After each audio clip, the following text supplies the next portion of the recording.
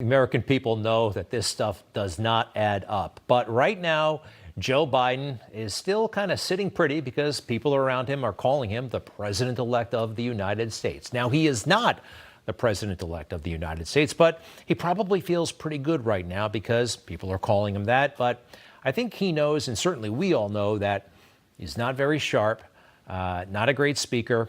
And let's face it, he's got a bit of a sketchy family. I'm sorry, from Hunter and his brothers, and they were never appropriately vetted by the media. Now, I say he's not the president-elect because he's not. People, the mainstream media, the left-leaning media, they're all saying, oh, how can you say something like that? That is treasonous. You are planning a coup. How is he not the president-elect? Well, look at what the left was saying about Donald Trump before he was elected by the Electoral College. This is an actual conversation that happened on MSNBC between, I think, Chris Hayes and very prominent liberal, the filmmaker, Michael Moore.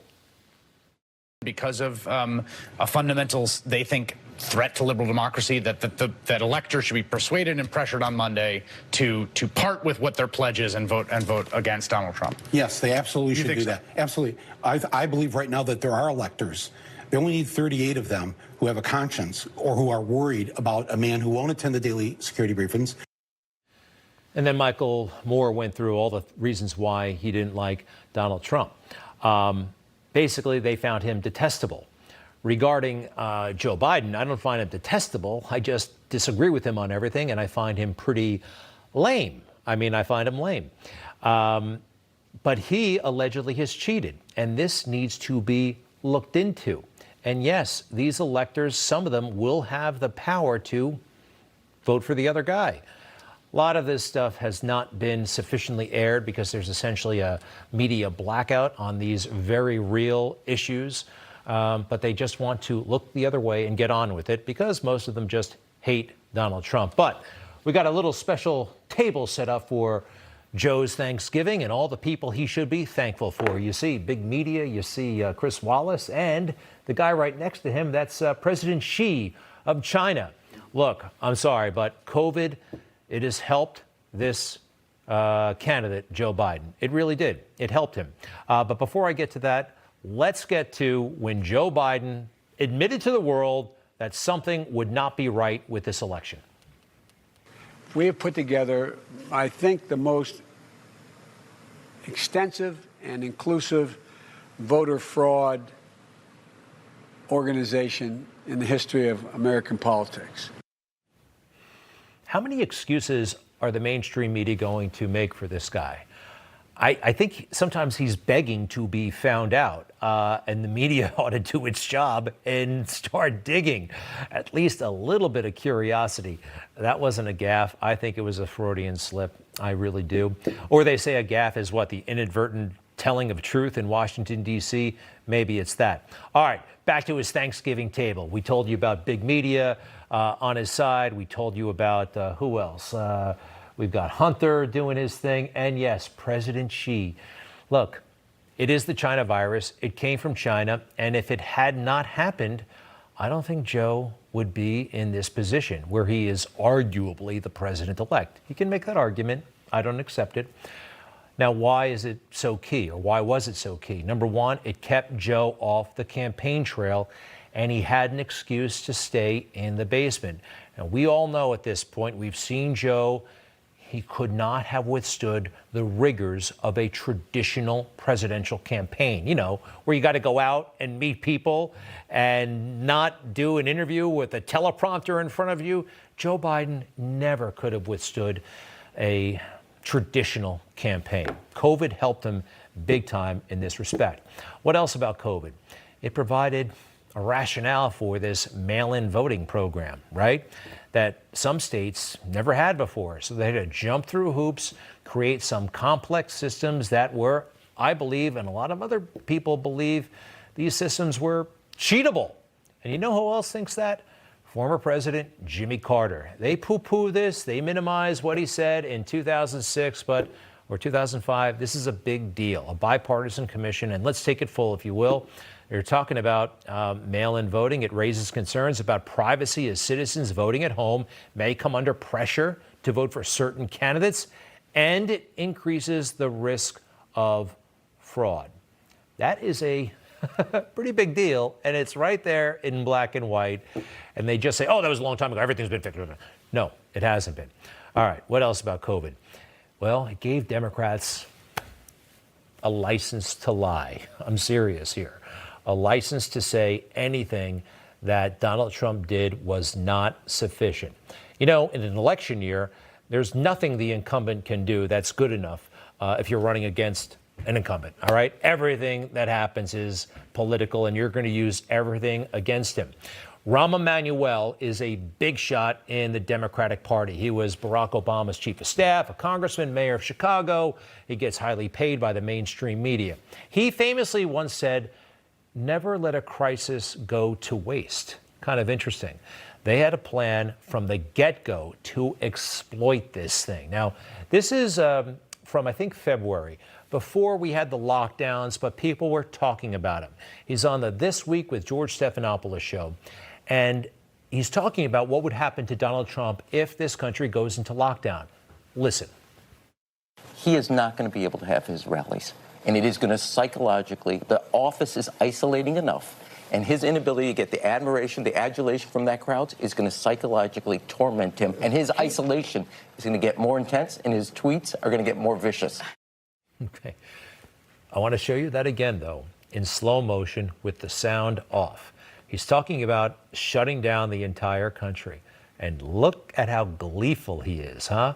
George Orwell would have called this a face crime, all right? He is excited about the prospects of you and me suffering as long as it hurts Donald Trump.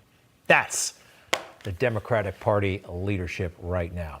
Okay, going back to the Joe's table, big tech should have a pretty big seat and a pretty big piece of that turkey. We got Mark Zuckerberg and who's that guy who runs Twitter with the beard? Dorsey. They've done a lot to help this guy.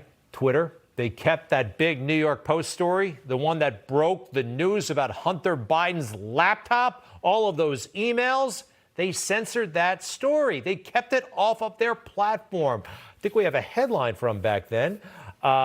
I just thought it was amazing. This is a major American newspaper, and they were prevented from disseminating this story on Twitter. You could argue that Twitter is a private platform. Yeah, I've heard that, but I don't know. Thomas Edison, what would have happened if he didn't give electricity to people he didn't agree with? I mean, it's that kind of thing. Sometimes I think it's not a necessarily conservative position, but we got to take these companies away from these private individuals. They are just too big to let those guys have them.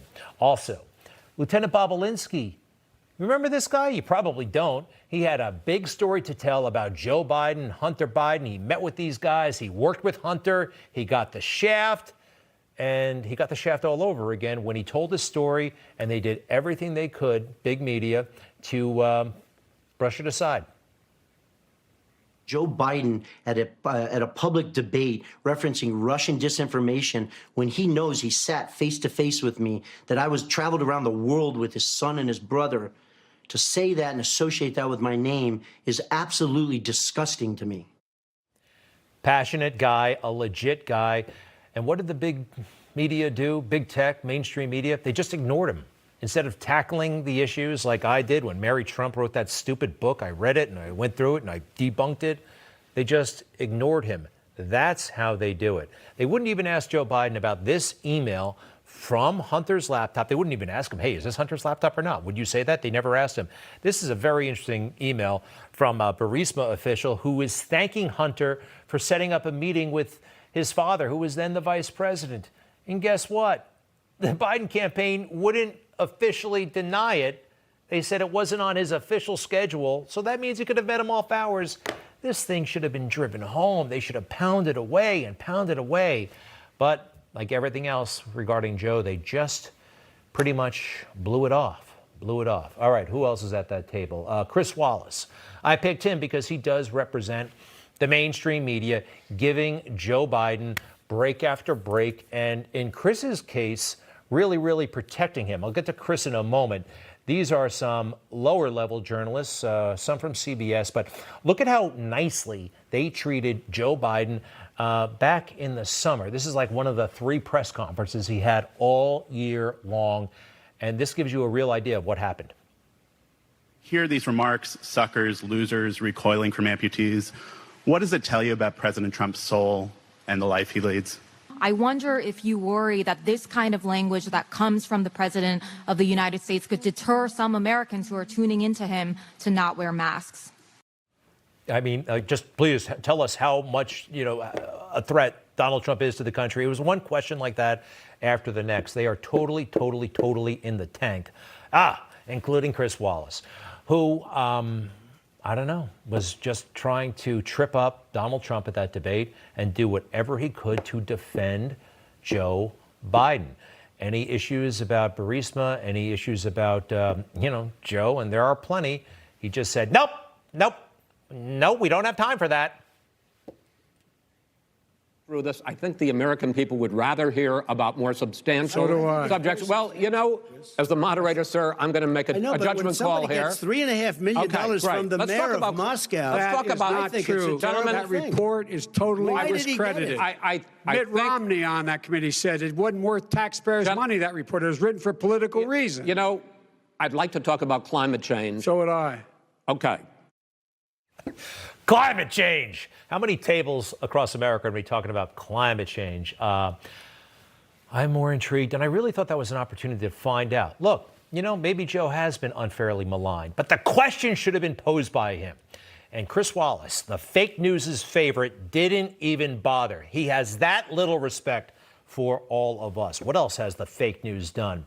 They try to portray Joe Biden as a nice guy. And quite frankly, he's not. We've seen him lose his temper a million times. They cover it up. Here he is going after my friend Jerry Wayne, contractor. I mean, look at him. Joe threatened the guy, said, I'll take it outside, use profanity. This guy, Jerry Wayne, you can't see him.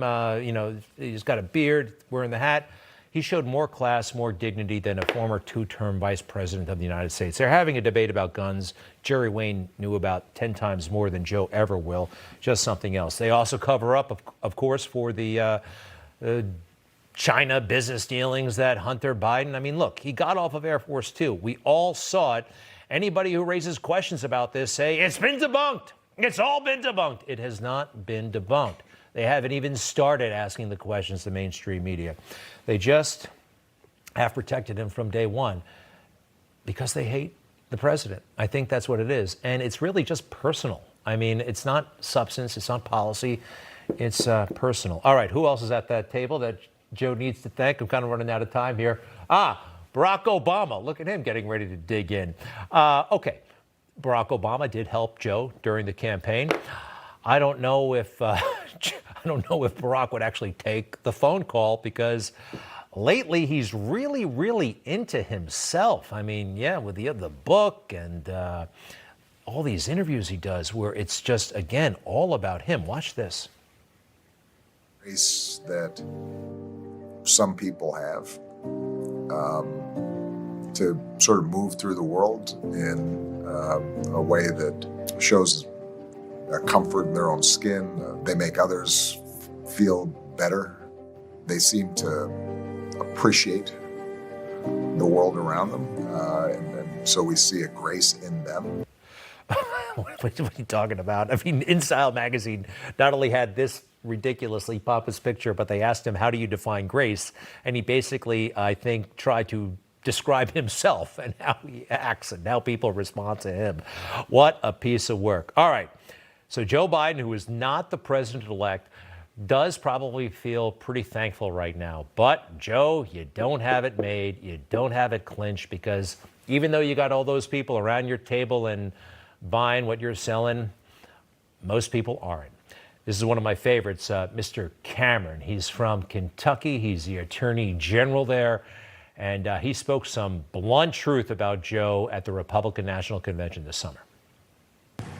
Let's be honest. No one is excited about Joe Biden.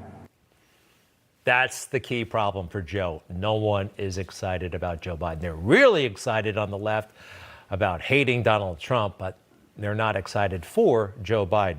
And that's something that Donald Trump can be very thankful for, because his supporters, 70+ million of them, are excited for him.